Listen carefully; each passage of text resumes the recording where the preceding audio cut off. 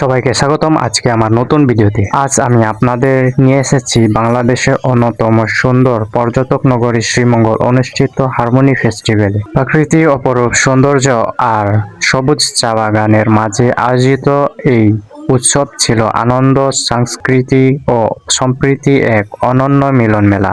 উৎসবে অংশগ্রহণ করতে দেশের বিভিন্ন অঞ্চল থেকে অসংখ্য মানুষ এখানে এসেছেন। ছোট বড় সকল বয়সের মানুষের উপস্থিতিতে পুরো উৎসব প্রাঙ্গণ ছিল এক প্রাণচাঞ্চল্য ও উৎসব মুখর। হারমোনি ফেস্টিভ্যালের অন্যতম আকর্ষণ ছিল বিভিন্ন সাংস্কৃতিক অনুষ্ঠান, লোকসঙ্গীত, নৃত্য, আবৃত্তি এবং স্থায়ী শিল্পীদের পরিবেশনায় দর্শনার্থীরা মুগ্ধ হয়েছেন।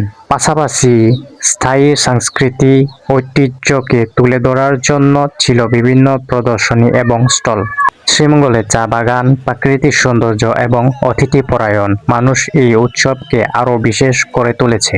দর্শনার্থীরা শুধু অনুষ্ঠানই উপভোগ করেননি, বরং শ্রীমঙ্গলের বিখ্যাত চা, স্থায়ী খাবার এবং ঐতিহ্যবাহী পণ্য স্বাদও গ্রহণ করেছেন। এই ফেস্টিভ্যাল আমাদের মনে করিয়ে দেয় যে বিভিন্ন সংস্কৃতি, ভাষা, সম্প্রদায়ের মানুষ একসঙ্গে মিলেমিশে আনন্দ ভাগাভাগি করতে পারে। সম্প্রীতি, বন্ধুত্ব এবং সাংস্কৃতিক ঐক্য এই বার্তা হারমোনি ফেস্টিভ্যালের মূল উদ্দেশ্য।